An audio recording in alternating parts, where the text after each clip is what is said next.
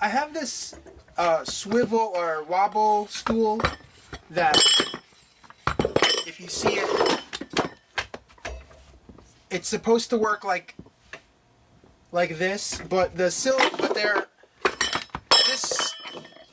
part here had some type of silicone or like rubber that just disintegrated. It completely fell apart, and the company doesn't make this chair anymore or replacement parts. And I was thinking that there could be some type of silicone liquid that would go in here to harden it, that would harden and allow for this flexibility. We've used this rubber compound here, VytaFlex number 60, to try to repair the base of this swivel chair. All of this is the hardened, the day later, hardened version of this two-part, this compound. And I'm gonna try it out now.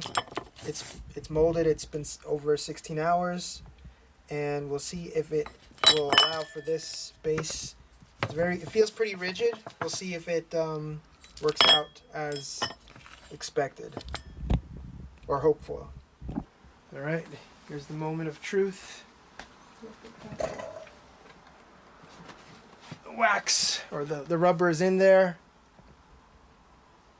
You can see it. So let's go. All right. Pull the bar. Okay. Oh.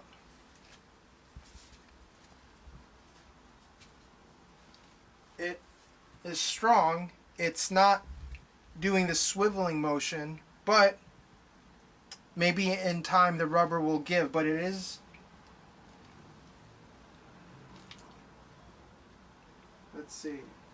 It's looks like the VytaFlex 60 worked out for this project. Peace.